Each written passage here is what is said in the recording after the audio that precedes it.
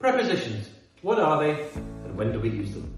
I'm going to break this down into 5 different subcategories of prepositions, when and how to use them, and after that I'm going to give you some other examples and explanations. A preposition is a little word that connects a noun, a pronoun, or another phrase to another part of the sentence. Think of them like links in a chain. They show us relationships. Relationships like time, place, direction, cause, manner, instrument, and a couple more.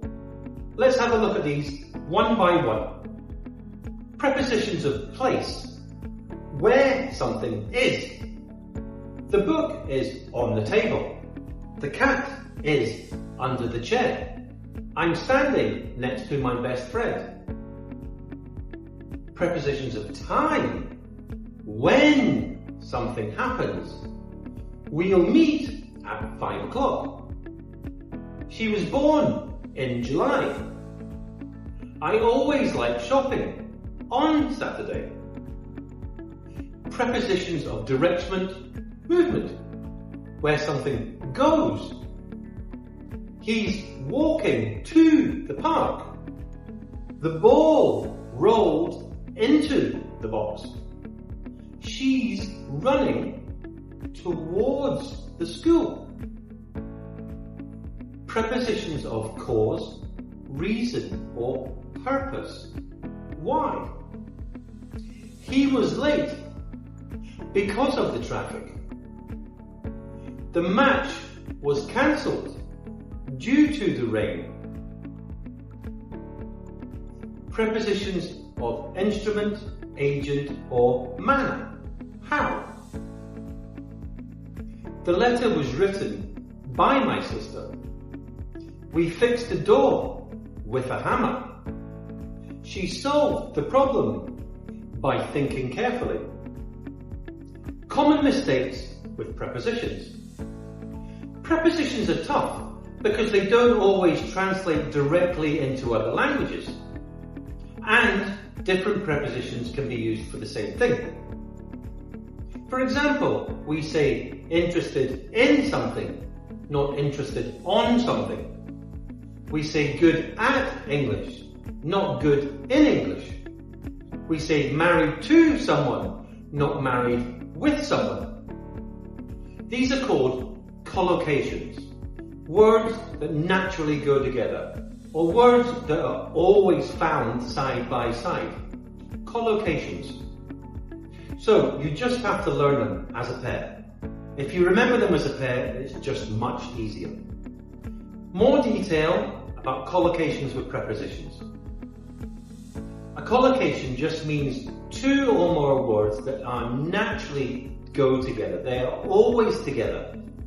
Native speakers don't even think about it, but for learners, it's one of the hardest parts to remember. For example, interested in. I am interested in music. Good at. She is good at maths. Afraid of. He's afraid of spiders. I'm afraid of spiders. Don't mind me. That's why I will never go to Australia. Notice how the preposition is always the same with that word. You can't swap it for another one. It just sounds wrong. The best way is just to remember them. Another example is depend on. My English depends on how much I practice. Not depend in, not depend at, depend on. Now, we don't have these as depend on.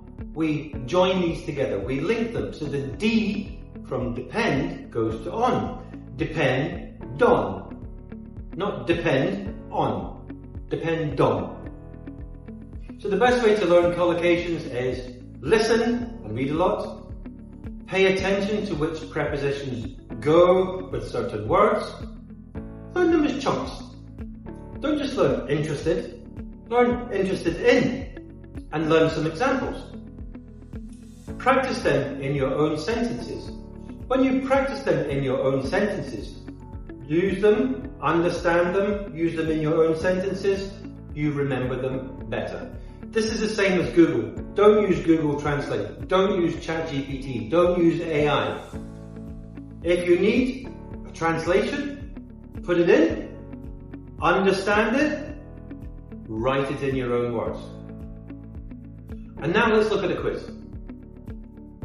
Okay, I'm going to put 6 sentences on the board. You have to fill in the blanks with the correct preposition.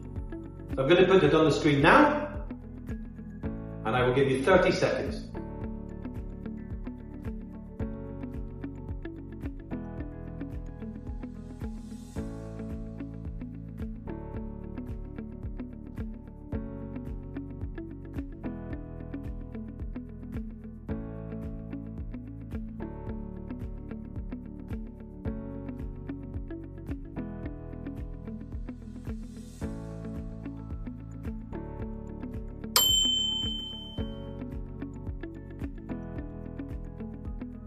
Okay guys, that's our 30 seconds. Let's have a look.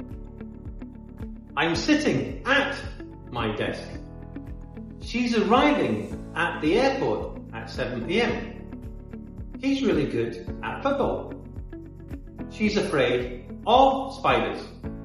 This book was written by J.K. Rowling. We're meeting on Monday morning. Write your answers below, I'll check them for you. How was the quiz? Did you get them all correct? I'm sure that you did. If you didn't, don't worry. Practice some more. Practice, practice, practice. That's the best way to learn. So, prepositions. Small words that can be very powerful in English.